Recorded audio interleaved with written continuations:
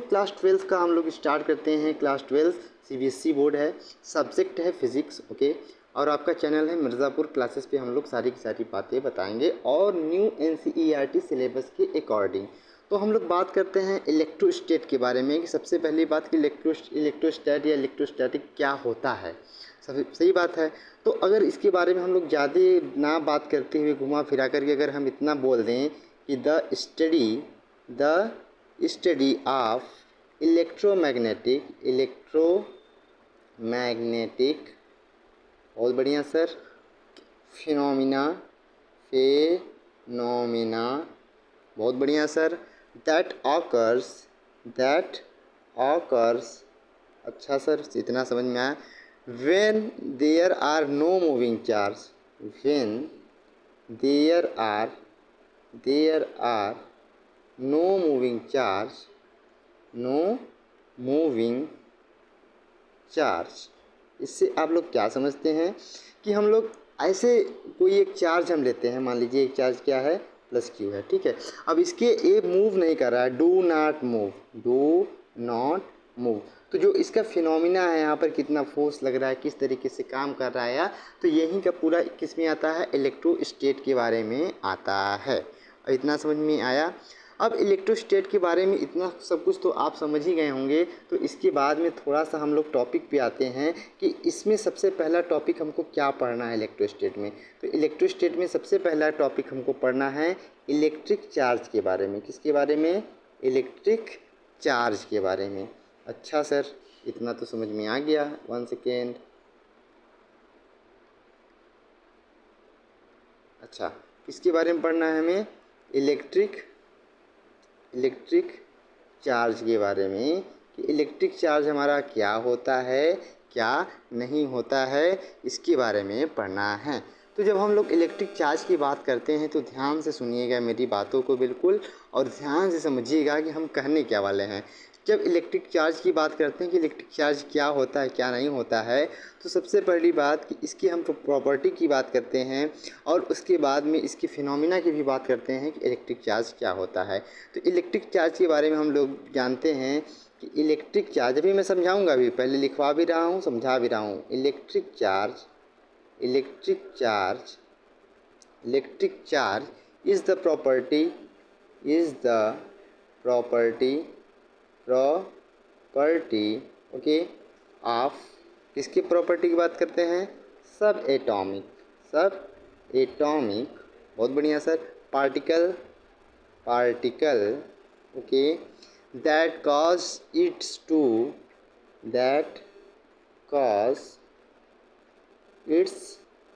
To experience क्या experience ये करता है, अ फोर्स अच्छा, when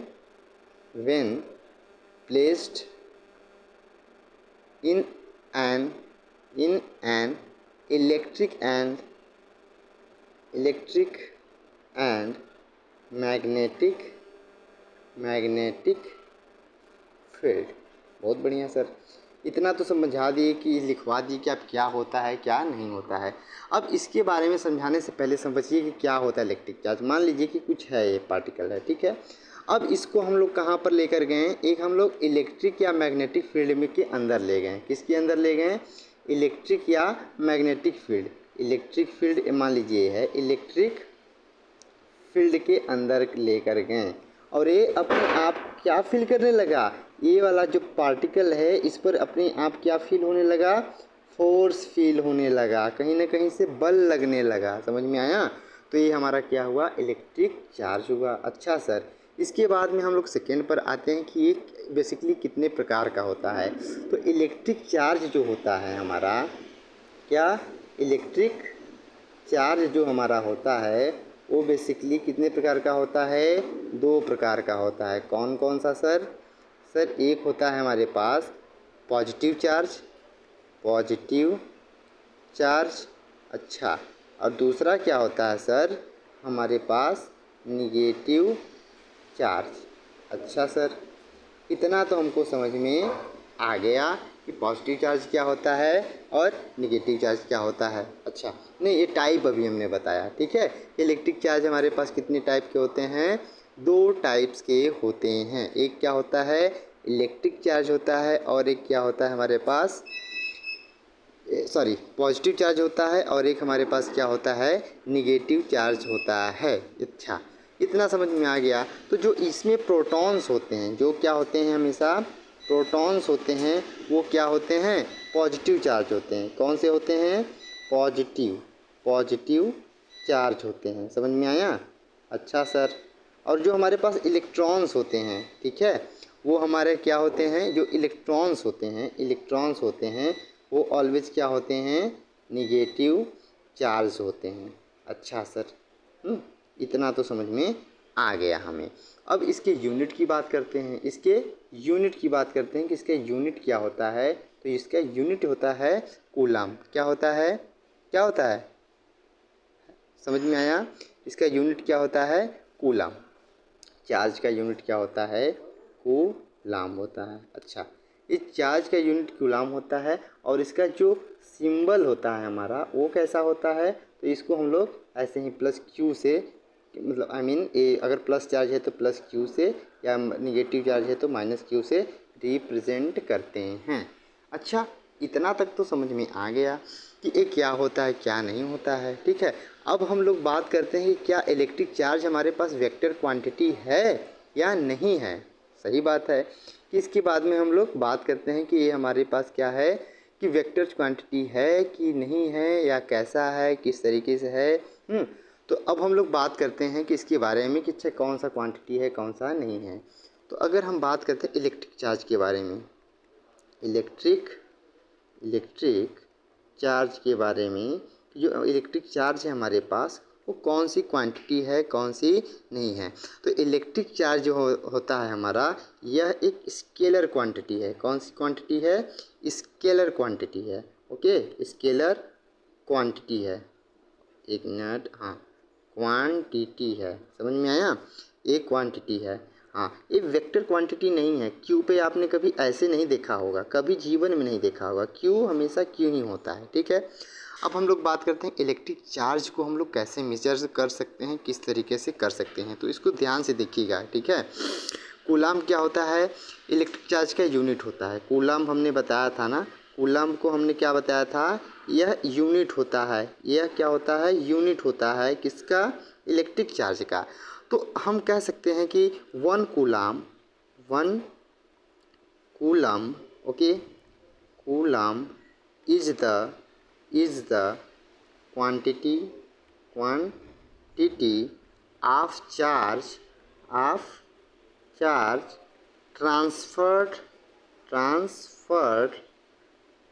ट्रांसफर्ड इन 1 सेकेंड।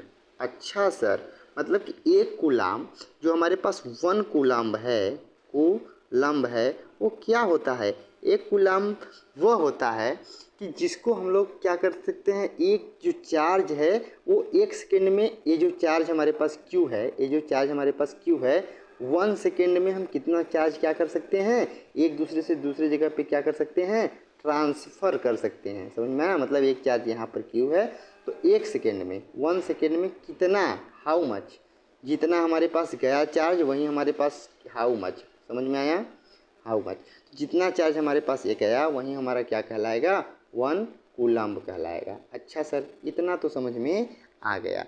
अब इसका मैथमेटिकल एक्सप्रेशन देखते हैं, किसका, मैथमेटिकली। अच्छा, ये मैथमेटिकली होता क्या है, किस तरीके से हम लोग बात करते हैं। तो Q इक्वल टू क्या होता है, I इंटू टी। अच्छा सर, इतना तो समझ में आ गया। तो Q equal to I into T होता है। तो Q हमारे पास यहाँ पर क्या है, जो Q है हमारे पास इलेक्ट्रिक चार्ज है। क्या है, इलेक्ट्रिक चार्ज। और हमारे पास क्या है, जो I है वो क्या है, करंट। क्या है, करंट। और टी हमारे पास जो है, हमारे पास ए टी जो है वो क्या है, टाइम। बहुत बढ़िया सर, इतना तो समझ में आ गया।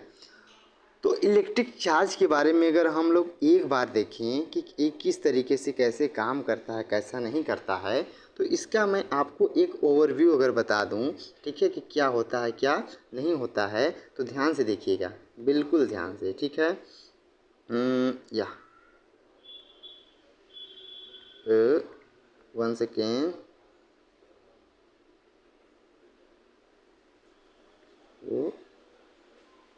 ओके। अच्छा, अगर इलेक्ट्रिक चार्ज के बारे में अगर मैं बता दूं, तो सबसे बड़ी बात कि सबसे पहले हम लोग यहाँ पर लिखेंगे क्या, इसका डिफिनीशन लिखेंगे। क्या लिखेंगे? डिफिनीशन। डिफिनीशन, बहुत बढ़िया सर। डिफिनीशन, तो डिफिनीशन इसका अगर हम लोग लिखना चाहें, फिर से एक बार मैं बता दे रहा हूँ, तो क्या होता है कि इलेक्ट्रिक चार्ज, ध्यान से देखिएगा, electric charge is the property, property, समझ में आया, ऑफ सब एटॉमिक पार्टिकल दैट ऑकर्स, क्या होता है, that occurs is to experience is to experience, okay, हाँ, अ फोर्स कहाँ से कहाँ तक, when placed in an electromagnetic field, okay, when placed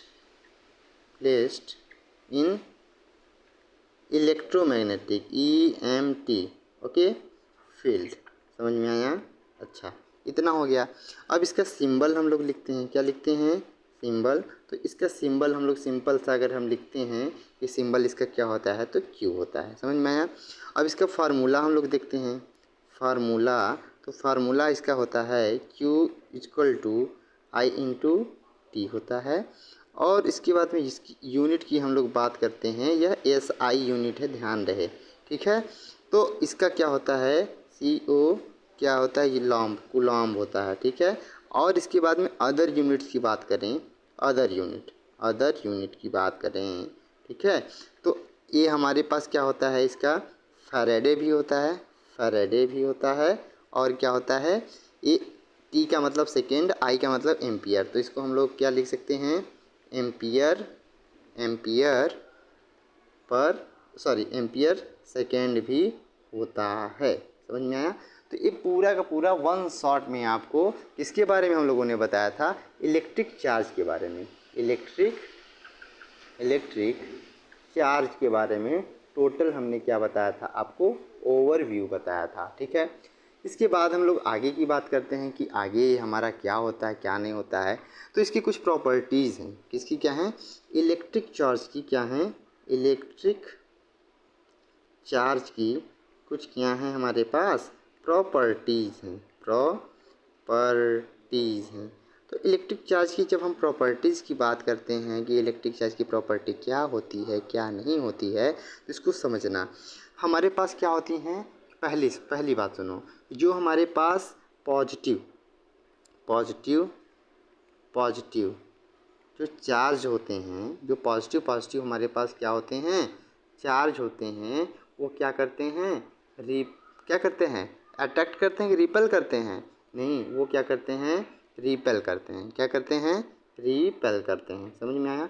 जैसे कि मान लो एक चार्ज ए है प्लस क्यू, दूसरा ये चार्ज ही है, ठीक है।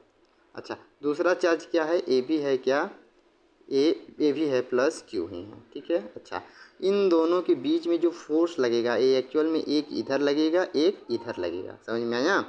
अच्छा, दूसरा क्या है कि मान लो हमारे पास एक माइनस क्यू चार्ज है और दूसरा क्या है, माइनस क्यू चार्ज है, तो इन दोनों के भी बीच में क्या होगा, ये रिपेल होगा। इसका मतलब क्या हुआ कि अगर इसकी बात करें तो इसका मतलब क्या हुआ कि इक्वल जो साइन के चार्ज होते हैं, इक्वल साइन के जो चार्ज होते हैं, science charge always be repel, okay.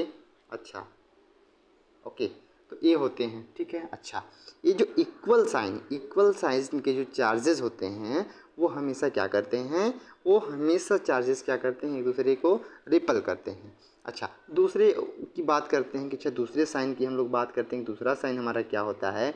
तो जब दूसरे की बात करते हैं तो मान लो एक हमारे पास प्लस क्यू चार्ज है और दूसरा हमारे पास क्या है, माइनस क्यू चार्ज है, और एक दूसरे से ये लोग क्या करेंगे, एक दूसरे को अट्रैक्ट करेंगे। क्या करेंगे, अट्रैक्ट करेंगे। समझ में आया। तो जो इससे हमारा क्या मिला, या मान लो हमारे पास यहाँ पे माइनस क्यू है और यहाँ पर क्या है, प्लस क्यू है, तो एक दूसरे को ऑलवेज ये लोग क्या करेंगे, अट्रैक्ट करेंगे, ठीक है, अट्रैक्ट करेंगे। यहाँ भी क्या है, अट्रैक्ट करेंगे। समझ में आया।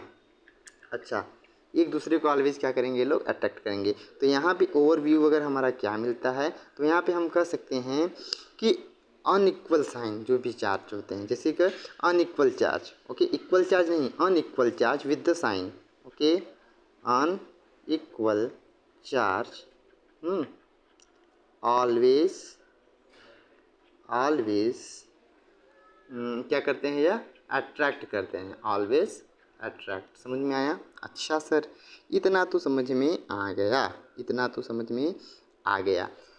अब हम लोग बात करते हैं कि ये जो हमारे पास नेगेटिव चार्ज है और जो हमारे पास पॉजिटिव चार्ज है, जो इस टाइप ऑफ चार्ज में आए थे, हमने तो ये आपको पढ़ाया ही था। क्या पढ़ाया था कि टाइप ऑफ चार्ज बताया था ना एक बार ओवरव्यू में। टाइप ऑफ चार्ज में क्या होता है, पहला होता है हमारे पास पॉजिटिव चार्ज और दूसरा हमारे पास क्या होता है, निगेटिव। तो पॉजिटिव चार्ज क्या होता है, इसके बारे में हम लोग जानेंगे कि क्या नहीं होता है। तो पॉजिटिव चार्ज को समझो आप, क्या होता है कि मान लो कि कोई हमारे पास ऑब्जेक्ट है, मैं इसको लिखवा भी रहा हूँ कि व्हेन एन ऑब्जेक्ट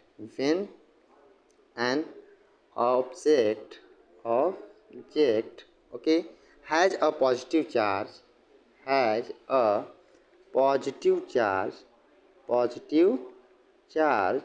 अच्छा, ये जो हमारे पास पॉजिटिव चार्ज होता है वो क्या होता है, it means that it has more proton than electron. It means क्या होता है यार, इसको आप लोग लिख लेना थोड़ा अच्छे से। क्या होता है कि मोर प्रोटॉन्स देन इलेक्ट्रॉन। समझ में आया।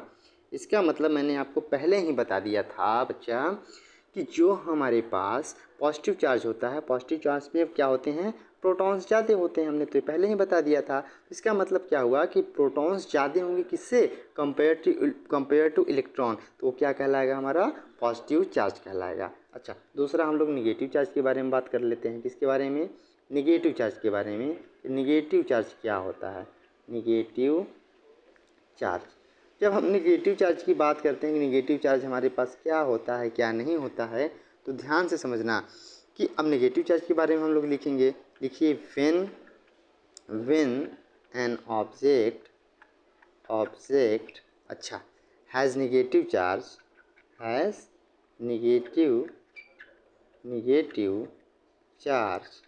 अच्छा,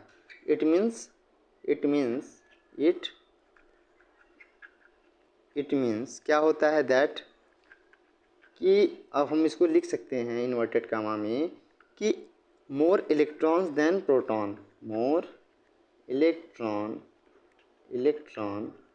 देन प्रोटॉन तो ये हमारे क्या कहलाएगा, निगेटिव चार्ज कहलाएगा।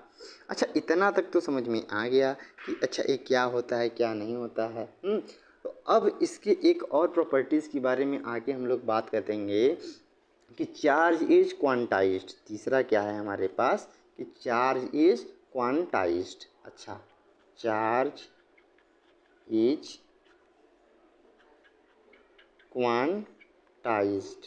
अच्छा बच्चा, तो ये चार्ज इन क्वांटाइज्ड का क्या मतलब हुआ, इसके बारे में थोड़ा सा समझिएगा कि चार्ज इन क्वांटाइज्ड का क्या मतलब हुआ क्या नहीं मतलब हुआ।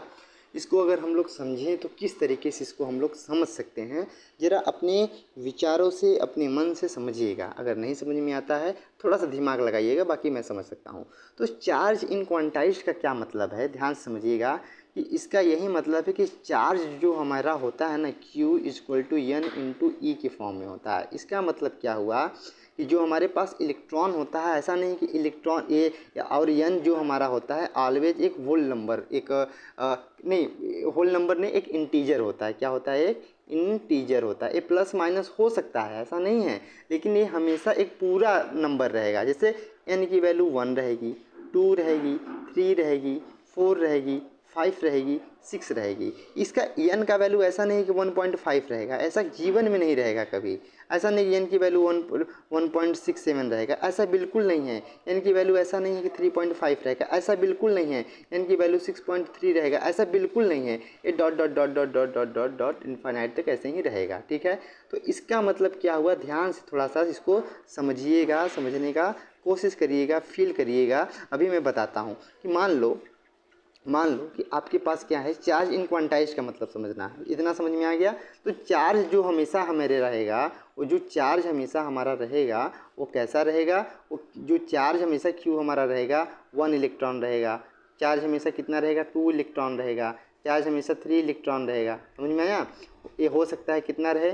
4 इलेक्ट्रॉन रहे, हो सकता है 5 इलेक्ट्रॉन रहे, ठीक है, हो सकता है 6 इलेक्ट्रॉन रहे, हो सकता है 10 इलेक्ट्रॉन रहे, हो सकता है 100 इलेक्ट्रॉन रहे। ऐसा नहीं है कि आपका 11.12 इलेक्ट्रॉन रहेगा, ऐसा बिल्कुल नहीं रहेगा। तो यही क्वांटाइज्ड का मतलब है कि जो चार्ज हमारा रहेगा वो हमेशा एक पूरा रहेगा, ऐसा नहीं कि आधा अधूरा रहेगा। बात को समझ में आया? इसको थोड़ा सा और हम लोग एक लेवल से समझाने की कोशिश करते हैं कि क्वांटाइज्ड का और मतलब क्या होता है। ठीक है, देहाती भाषा में। किस भाषा में? बिल्कुल देहाती फील लेकर के। समझ में आया? देहाती फील लेकर के, महसूस करके। समझ में आया? फील लेकर के, लेकर। अच्छा, तो मान लो कि एक ए मैं हूँ, ठीक है, ए मैं हूँ और ए क्या है? ए आप हैं, ठीक है। अच्छा, तो चार्ज क्वांटाइज का मतलब समझना कि ए आपके हाथ, ए आपका हाथ हो गया, ए मेरा हाथ हो गया। हमारे हाथ में क्या हुआ? 5 लड्डू रखे हुए हैं। कितने लड्डू रखे हुए हैं? 5 लड्डू। और आपके हाथ में कितने लड्डू रखे हुए हैं? 1 2 3 और एक आधा लड्डू है। कितना है? 1/2 आधा लड्डू है ना। तो जो हमारा अगर चार्ज के बारे में बात करेंगे तो हमारा 5 देखिए बराबर है, तो इसका मतलब ये हुआ हमारा क्या? ये क्वांटाइज्ड है, लड्डू है। क्या है? क्वांटाइज्ड लड्डू है। समझ में आया? हाँ सर, बिल्कुल समझ में आया। और ये जो आप में 3.5 है ना, 3.5 है ना, 1 मतलब 3.5 है ना, 3.5 लड्डू है। तो इसका मतलब क्या है कि ये आपका जो लड्डू है वो क्वांटाइज्ड क्वांटाइज्ड क्वांटाइज्ड नहीं है। समझ में आया? और नहीं है, समझ में आया कि नहीं? तो क्वांटाइज्ड का आई थिंक मतलब समझ में आ गया होगा। ठीक है, अच्छा, इस पर कुछ हम लोग क्वेश्चंस भी कर सकते हैं कि इसका क्वेश्चंस किस तरीके से होगा, किस तरीके से नहीं होगा, तो इसको ध्यान से समझिएगा बिल्कुल आगे। तो क्यों, अब इस पर क्वेश्चंस बहुत अच्छे अच्छे आते हैं। और हाँ, ये जो चार्ज हमारा है, चौथा वाला प्रॉपर्टी लिख लीजिएगा, ये चार्ज इज कंजर्वेशन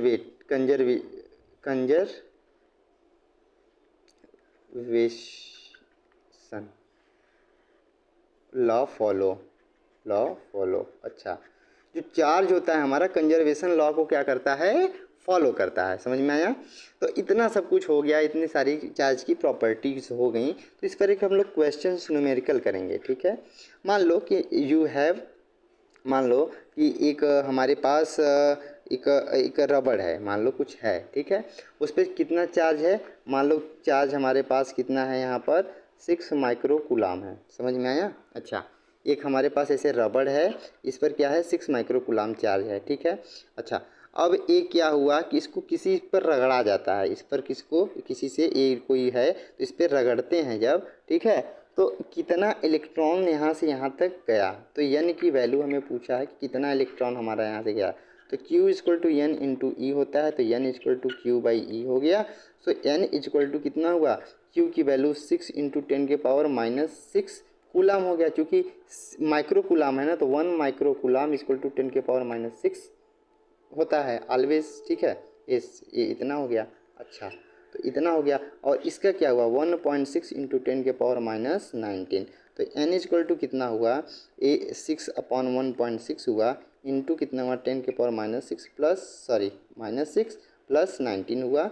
सो यहाँ अगर हम इसको करें तो n इक्वल टू कितना आएगा, a आएगा हमारे पास 6/1.6 इज इंटू 10 के पावर कितना हुआ, ए 19 में से 16 निकला, कितना बचा जल्दी से बताइए, ए बचा 13, कितना बचा 13 बचा। अच्छा सर इतना तो समझ में आ गया हमें। अब जब इतना समझ में आ गया और 6/1.6 को करेंगे तो कितना होगा, तो 6/1.6 को अगर हम करें तो ए इसको काटेंगे तो n इक्वल टू आ जाएगा हमारे पास 3.75 इंटू 10 के पावर 13। तो इतना इलेक्ट्रॉन क्या होगा, ये इतना इलेक्ट्रॉन क्या होगा, ये ट्रांसफ़र होगा। समझ में आया। तो ये ऐसा कहा जाता है कि इतना है, तो ये हमेशा हमने क्या बताया कि वो ये पूरा पूरा इंटीजर ये पूरा रहेगा, ऐसा नहीं 3.75 है तो इसको हम लोग बना लेते हैं, ठीक है। तो ये इतना है तो इसको हम लोग कर लेते हैं कि 4 इंटू 10 के पावर 13 इलेक्ट्रॉन क्या होगा या ट्रांसफ़र होगा। मेन आंसर ए आएगा। समझ में आया। अच्छा सर इतना तो समझ में आ गया हमें। तो यही सब है। आगे की हम लोग बात करते हैं कि आगे अब हमें क्या पढ़ना है, इसमें क्या नहीं पढ़ना है। तो आगे हमको पढ़ना है इसमें, देखिए अभी हम बता दे रहे हैं कि आगे आपको क्या पढ़ना है, वो हम लोग नेक्स्ट अपने टॉपिक में कवर करेंगे, उसको नेक्स्ट सीरीज़ में लेकर आएंगे। क्योंकि हमारे सीरीज़ का नाम ही है 1 साल लगातार, ठीक है। तो 1 साल लगातार सीरीज़ का नाम है, तो उसमें हमें आगे क्या पढ़ना है, अभी आगे पढ़ना है, आगे क्या पढ़ना है। तो इसको हम लोग देखते हैं कि क्या पढ़ना है। पहले पढ़ना है क्या, अभी बचा है क्या, कूलम्ब्स लॉ। क्या बचा है, कूलम्ब्स लॉ। अच्छा ये पढ़ना है। और क्या पढ़ना है हमें, इसके बाद में मेथड ऑफ चार्जिंग हमें नहीं पढ़ना है कि कैसे कैसे होता है। इसको क्या किया है कि ख़त्म कर दिया है मेथड ऑफ चार्जिंग। तो ये कूलम्ब्स लॉ सिर्फ बाकी है। तो कूलम्ब्स लॉ नहीं, कूलम्ब्स लॉ भी पढ़ा ही देते हैं कि कूलम्ब्स लॉ की देखो क्या होता है, ठीक है। कूलम्ब्स लॉ आगे आते हैं, ठीक है। तो कूलम्ब्स लॉ के बारे में जानने के लिए सबसे बड़ी बात कि हमें क्या है क्या नहीं है। तो मान लो आप कि यहाँ पर हमारे पास 2 चार्ज हैं, एक हमारे पास प्लस क्यू यहाँ है और एक हमारे पास क्या है माइनस क्यू यहाँ है, ठीक। ये प्लस प्लस भी ले सकते हैं, माइनस माइनस। इन दोनों के बीच में मान लो डिस्टेंस कितना है, इन दोनों के बीच में डिस्टेंस कितना है हमारे पास r, कितना है r। अच्छा जब इन दोनों के बीच में डिस्टेंस r है तो कूलम्ब्स लॉ क्या कहता है कि 2 चार्जेस के बीच में लगने वाला फोर्स F प्रोपोर्शनल होता है किसके, इसको Q1 मान लेते हैं, इसको Q2 मान लेते हैं। तो Q1 और Q2 के मल्टीप्लाई के क्या होता है, प्रोपोर्शनल होता है। और F ई प्रोपोर्शनल होता है इन दोनों के बीच के डिस्टेंस के स्क्वायर के। समझ में आया। अब इसको इक्वेशन नंबर 1 मान लिया, इसको इक्वेशन नंबर 2 मान लिया, और इन दोनों इक्वेशंस को जब हम एक करेंगे तो F proportional to Q1 Q2 upon R square आया। अच्छा अब इसके बाद में क्या होगा कि यहाँ पर लिख लो when we remove any proportional or e proportional sign, then we put the any constant. समझ में आया। तो होता क्या है कि जब इन दोनों को इसको हम लोग जब रिमूव करेंगे प्रोपोर्शनल को तो वहाँ पर क्या आ जाएगा, एक कांस्टेंट आ जाएगा। तो constant F is equal to हम लिख सकते हैं K Q1 Q2 upon R square. समझ में आया। अच्छा इतना समझ में आया। तो इसके आगे जस्ट हम देखते हैं कि क्या होगा। तो F K Q1 Q2 upon R square आया। समझ में आया। तो यहाँ पर इसको F इक्वल टू K की वैल्यू होती है 1/4 pi epsilon not Q1 Q2 upon R square. समझ में आया। तो ये हमारे पास क्या है, Q की वैल्यू है और K की वैल्यू है और इसी वैल्यू को हम लोग यहाँ पर पुट कर दिए। अब इसके यूनिट की बात करते हैं। तो इसका यूनिट हमारा जो होता है वो क्या होता है, फोर्स का यूनिट ऑलवेज क्या होता है, न्यूटन। क्या होता है, न्यूटन, जिसको हम लोग कैपिटल N से क्या करते हैं, रिप्रेजेंट करते हैं। समझ में आया क्या। समझ में आया क्या? यस, आया ना? हेलो, यस, हाँ। तो न्यूटन होता है, ठीक है। न्यू एक सेकेंड, इसको हम थोड़ा सा इरेज कर दें तो क्या होता है हमारे पास? न्यूटन, ठीक है, न्यूटन। अच्छा अच्छा। अब इसका डिफिनीशन हम लोग लिख लेते हैं, इसका डिफिनीशन हम लोग लिख लेते हैं। तो इसको डिफिनीशन को भी आप लोग ऊपर लिख लीजिएगा कि लिखा है the magnitude magnitude of the electrostatic okay force of attraction or repulsion okay between two point between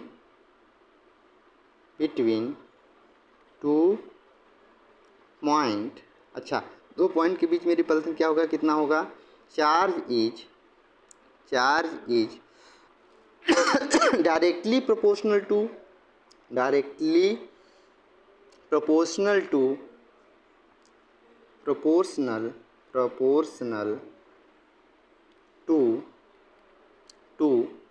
the product of magnitude of charge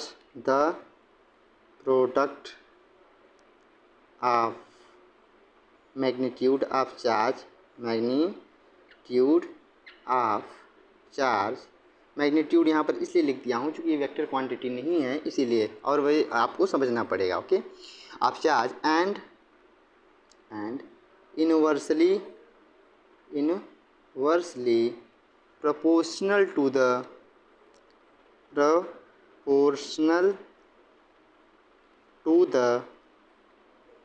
the square of the distance between them, square of distance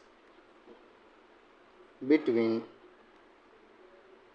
them means उन charges के बीच में, मतलब एक charge जैसे ये हो गया, एक चार्ज ये हो गया, तो हमने बताया था ना, ए प्लस क्यू हो गया, Q1 हो गया, और एक क्या हो गया, ए भी प्लस Q2 मान लीजिए। तो एफ ई प्रोपोर्शनल किसके बता, इसके प्रोडक्ट के दिखा है ना, attraction repulsion of the between them directly proportional to the product of magnitude.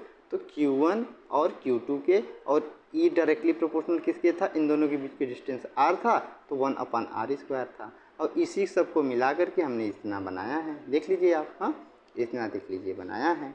F इतना था, फिर बाद में इसको जब मिलाया हमने दोनों इक्वेशन को, तो Q1 Q2 और अपॉन नीचे r² आ गया। यहाँ पर मैंने रीजन भी देख लिया है कि जब इसको हटाते हैं तो क्या लिखते हैं, और इसकी वैल्यू आ गई हमारे पास। समझ में आया? हाँ या ना? बिल्कुल समझ में आया। अच्छा, जो अब हमारे पास इसका कांस्टेंट का जो हमारे पास वैल्यू होता है वो क्या होता है, ध्यान से देखिएगा इसका।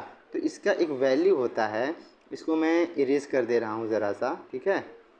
इसके बाद में हम लोग इस पर बात करते हैं कि क्या होता है क्या नहीं होता है, ठीक है। तो इसका जो एग्जैक्टली वैल्यू 1/4πε0 का एक वैल्यू होता है, उसको हम लोग क्या कहते हैं, वो होता है हमारे पास एग्जैक्टली अगर बोले तो 8.9।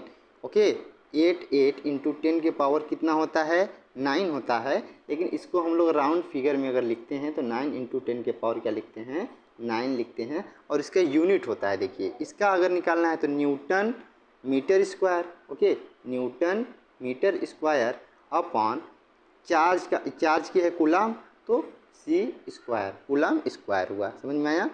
अच्छा, तो ये इसका यूनिट होता है, तो इसको ध्यान से इसको समझिएगा, ये न्यूटन है, ठीक है। तो इतना हो गया। तो आज हम लोगों का जो चैप्टर है, इसके बाद चार्जिंग बाय फ्रिक्शंस वगैरह आता है, तो ये सब डिलीट कर दिया हुआ है नए NCERT के सिलेबस में। तो हम लोग नए NCERT के सिलेबस के अकॉर्डिंग पढ़ते हैं। और नेक्स्ट जो हमारा अभी 1 साल लगातार अभी जो सीरीज चल रहा है, उसमें जो नेक्स्ट आएगा, तो उसमें हम लोग नेक्स्ट किसके बारे में पढ़ेंगे, इलेक्ट्रिक फील्ड के बारे में पढ़ेंगे, ठीक है। उसमें बहुत कुछ है, उसको हम लोग देखेंगे, समझेंगे, जानेंगे, ठीक है। Thank you very much. आप सब ऐसे ही मिर्ज़ापुर अपने, आपका पता ही है सबको कि आपका अपना यूट्यूब चैनल है, और जिस पे फ्री एजुकेशन सबको मिलेगा, जिसका नाम है मिर्ज़ापुर क्लासेस। समझ में आया? Yes, Mirzapur classes. और मैं शुभम सिंह आप सबसे वादा करता हूं कि आप सबका बिल्कुल सिलेबस इसी मिर्ज़ापुर क्लासेस यूट्यूब चैनल पर चलेगा। और जो भी बच्चा आपको लगे कि नहीं हाँ सर ने अच्छा बताया है, अच्छे से लिखवा करके बताया है, इस तरीके से बताया है, तो आप बिल्कुल इसको शेयर करना ना भूलें। मैं नहीं कहूँगा कि सब्सक्राइब करिएगा, लाइक करिएगा, लेकिन शेयर ज़रूर कर दीजिएगा। शेयर करने से क्या होगा कि आपका भी भला होगा और आपके दोस्तों का भी भला होगा। Thank you very much. Thank you, thank you, thank you.